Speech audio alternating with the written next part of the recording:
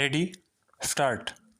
Some people have talked about a big bilingual state, and for my part, I welcome it. I do not mind if Bombay is a city state.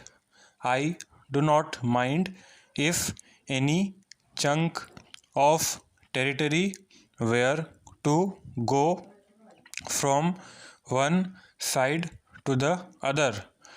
Maybe there is no sense of provincialism in me. I regard economic and geographical factors as more important. But the thing is that is really important is how linguistic minorities are to be treated. Boundaries are bound to overlap wherever you might draw them. There are bound to be bilingual and perhaps trilingual areas. How then are linguistic minorities to be treated? The House will remember that in the Commission's report there is a special reference in the concluding chapters to certain measures, certain protections, certain precautions, certain assurances, certain statutory provisions in regard to the linguistic minorities. I am anxious that these should be implemented. Any complaint that people speaking a certain language have not been given protection because they are in a minority must be removed altogether from India, and removed not merely by pious protestations but by active and precise instructions to that effect. All the 14 languages mentioned in our constitution are our national languages, not Hindi only. We have said that Hindi not because of any linguistic superiority but because it is spread over a larger area and for other reasons should be an all India language. It should, for official purposes, become an all India language gradually after a certain period. But all the 14 are national languages. We want to encourage them. The attitude that we can encourage one language by crushing others is completely wrong from the literary or the linguistic point of view. I am convinced that the development of any language in India leads to the development of others.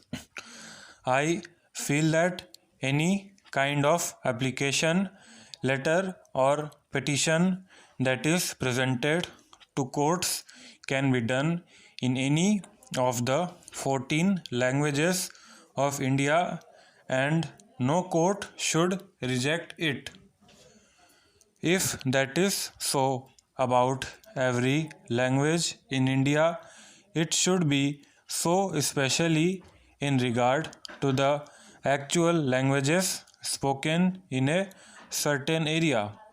They should be given official position in that area, in applications and other matters.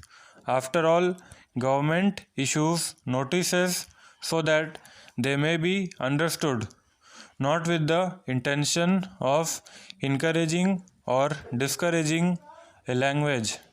A notice misunderstood is useless. It is of the utmost importance that in building the future we should develop an all India outlook. The provincial outlook is not going to pay the province, much less India. I may come from Uttar Pradesh.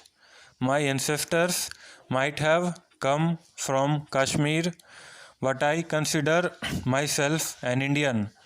I feel that I have inherited every great deed and tradition of India from Cape Town, Cape Comortine to the Himalayas.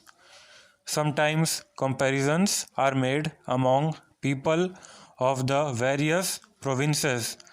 The people of one province are supposed to be brave, yet others are believed to be businessmen and some others to be entrepreneurs and so on. All this thinking is unfortunately the reflex of the caste system, a bane and curse to this country. Which province or state is there in India which does not have a proud tradition of its own? Go to the south, to Tamil Nadu. They have a great language and great traditions, military and the rest. Go to the Andhra and they will tell you about the famous Andhra empires of old. I inherit all this legacy. Do you think that I can confine myself to the city of Allahabad, although it is an ancient city, because I was born at Allahabad? I claim to have a right to the glory of every other part of India. Everybody knows the vital part Maharashtra has played in India's history, in military achievement, in scholarship, in literature, and finally in the struggle for freedom. The Maharashtrians or Gujaratis or the Tamilians do not require protection. They are big enough. The people who do require protection are our border people. Geography has made India what it is, with the Himalayas and the seas protecting it. Whatever internal divisions and dissensions and conflicts we have had in India in the past few thousands of years, the concept of India has remained. The concept of India, Bharat, or Hindustan has remained and has kept us mentally together. Such a concept did not perhaps matter so much in the old days, but the concept of unity does matter today, when we must be integrated not only politically but emotionally and intellectually. It is painful how, in the last few months, we have displayed not to ourselves alone but to the world that we are not integrated in our minds and hearts. Even if it is conceded that the government of India has committed a mistake, it will take time to change matters.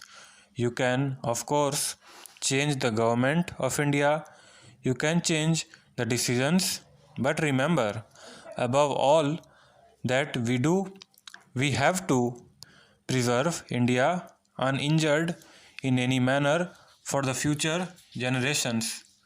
Stop.